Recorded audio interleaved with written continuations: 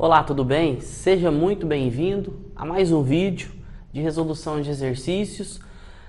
Nesse vídeo eu trouxe um exercício aí relativamente simples, porém que nos possibilita aí uma rica análise. Bom, a gente tem aqui então um circuito contendo dois amplificadores operacionais, Eu tenho aqui um estágio e um segundo estágio. Então tem dois estágios com amplificador operacional. O exercício solicitou a potência do resistor R6. Bom, o que a gente precisa fazer? Primeira coisa é analisar e identificar cada estágio, avaliando se todos os componentes têm uma importância, isto é, têm uma influência no circuito ou não. Esse circuito, ele trabalha a questão do regime permanente, a gente não está analisando transitório. A gente está analisando apenas o circuito em regime permanente. Então, primeiro ponto, o amplificador operacional do primeiro estágio. Esse amplificador operacional, veja, saída conectada na entrada inversora. Então, o amplificador operacional aí que a gente vai chamar de 1, ele é um buffer, O que é um buffer? É um amplificador também chamado de seguidor de tensão. Por quê? Porque a entrada inversora está conectada na saída, existe um curto-circuito. Então o ganho de tensão desse amplificador vale 1, Ele é um buffer, ele é um seguidor unitário ou seguidor de tensão unitário. O segundo estágio, o que a gente está fazendo? A gente está identificando cada estágio. Eu identifiquei o primeiro, agora eu vou identificar o segundo estágio, desse amplificador operacional aqui inferior. Veja que eu tenho sinal entrando na entrada não inversora, uma realimentação por aqui, Esse R4 seria meu resistor, também chamado de RF, de feedback, e um resistor para o terra. Aqui, eu tenho um outro resistor para o terra.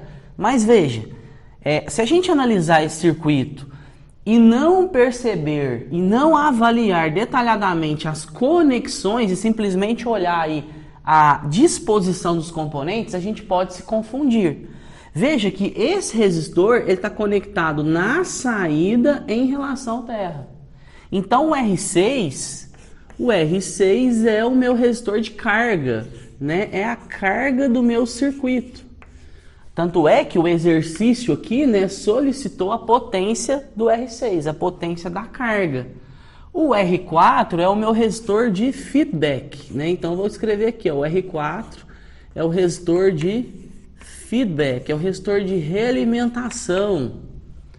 E o R5 é o meu resistor para o terra, da entrada inversora. Então, RF e o RI, lá daquela equação genérica. E o sinal entrando na entrada não inversora. Então, o estágio 2, eu vou falar que esse estágio é um não inversor, já conhecido aí bastante por nós, sendo uma das configurações mais comuns aí do amplificador operacional, certo? Então, o estágio 1, buffer, e o estágio 2, o não inversor. Lembrando que o ganho do não inversor é igual a 1 mais o resistor de realimentação, que nesse caso aqui vai ser o R4, dividido pelo resistor de entrada aqui da entrada inversora, que é o R5. Então, aqui um ganho do primeiro estágio e aqui o ganho do segundo estágio. Beleza, outro ponto importante da gente discutir, o indutor L1.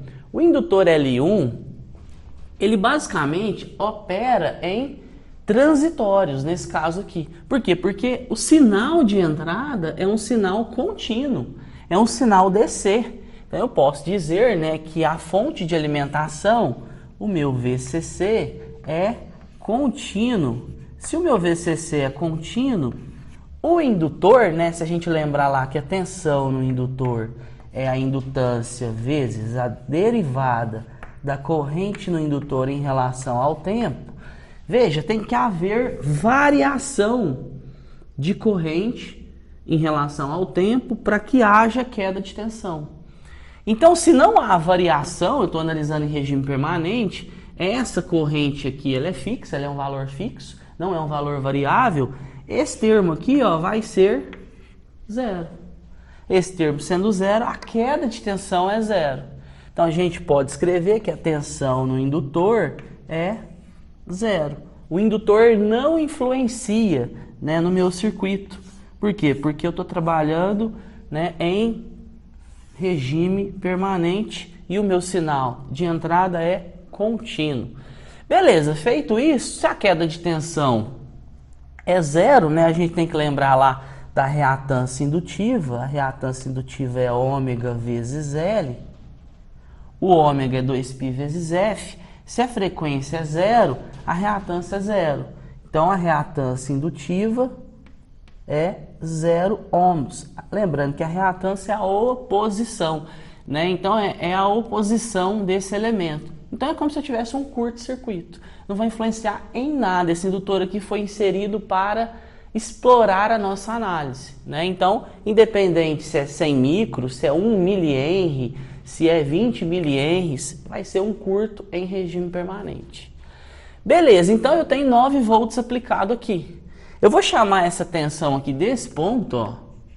Posso chamar essa tensão de V1.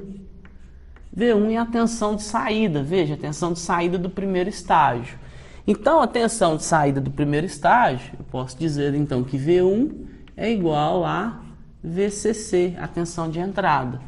V1 é igual a 9 volts. Por que isso? Porque eu tenho um buffer, né? Ganho igual a 1.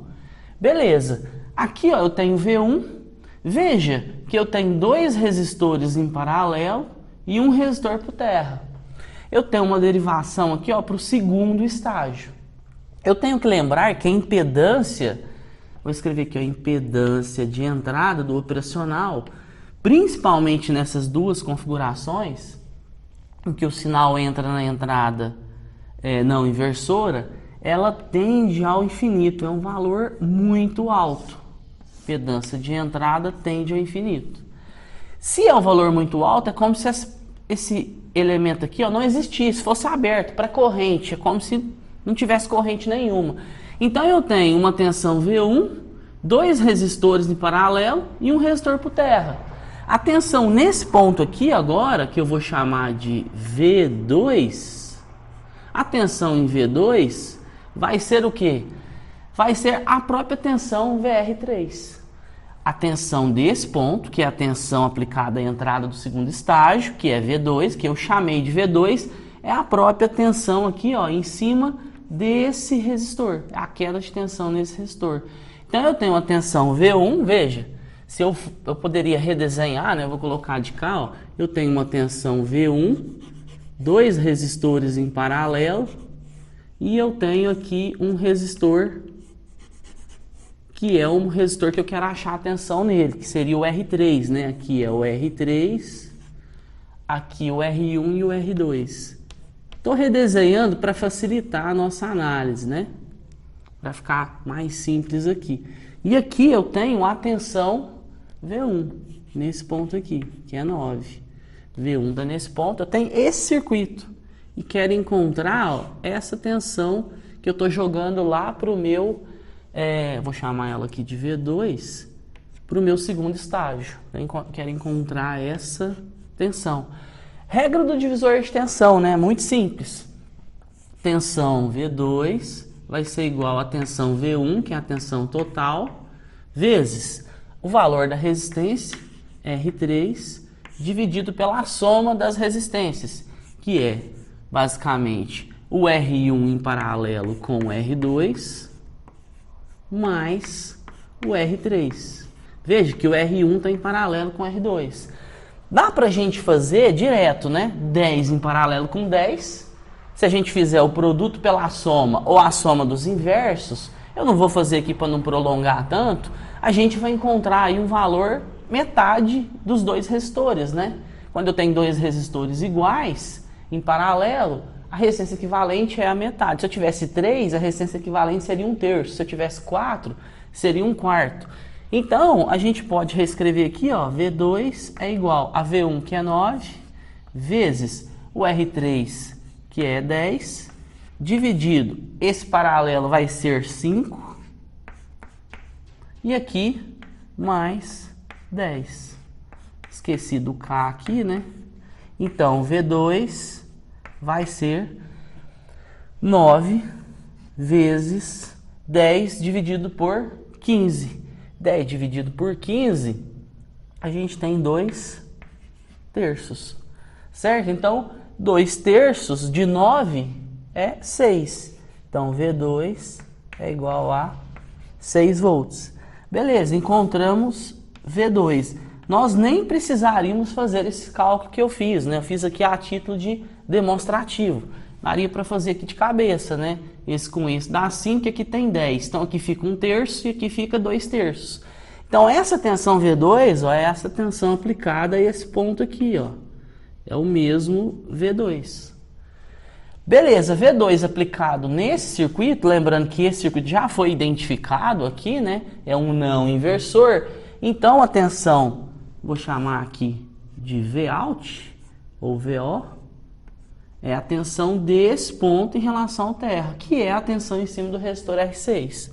Então, vou fazer de cá, ó, tensão Vout vai ser basicamente V2 vezes o ganho do estágio 2. Ó, vou escrever aqui, ó, o ganho de tensão 2. O ganho de tensão 2, eu não tinha colocado 2 aqui, é basicamente aquilo ali, né? Então, o meu Vout vai ser 6 vezes... Aqui, ó, 1. R4 é 10, R5 é 10, vai dar 1. 1 mais 1, 2. Então, o ganho é 2. O meu Vout vai ser 12 volts. Perfeito, encontrei agora a tensão de saída. O que está faltando? Agora é só encontrar a potência. Lembrando que eu tenho 3 caminhos aí básicos, né? Potência é igual a tensão vezes corrente, é o primeiro caminho. Potência é igual a tensão ao quadrado dividido por resistência, ou potência é igual a corrente ao quadrado vezes resistência. Eu tenho esse caminho ou esse caminho. Bom, mais fácil, como a gente já tem a tensão e a resistência, né? Seguir esse caminho aqui. Então, a potência do resistor R6 é a tensão no resistor R6 ao quadrado dividido pela própria resistência. Então, a potência no resistor R6 vai ser a tensão, que é 12, ao quadrado, dividido pelo valor da resistência, que é 1K, 1 kΩ. 12 ao quadrado, 144. O 1K aqui, ó, o K é 10 à terceira, 10 elevado à terceira. Se a gente passar ele para o numerador, ele passa a ser 10 a menos 3. Então vai ser 144 vezes 10 a menos 3. 10 a menos 3 a gente sabe que é mili. Como é potência, né? Potência ativa, watts. Então, resposta final aqui do meu exercício, 144 miliwatts. Bom, eu espero ter te ajudado aí, né, com essa resolução. Faça mais exercícios, explore mais esses tópicos de amplificador operacional, lembrando que da eletrônica analógica, um dos componentes mais importantes é o amplificador operacional, e vastamente utilizado em diversas aplicações aí da analógica, né, e integrado aí em outras muitas aplicações aí da eletrônica. Ok? Um forte abraço aí, bons estudos e até a próxima.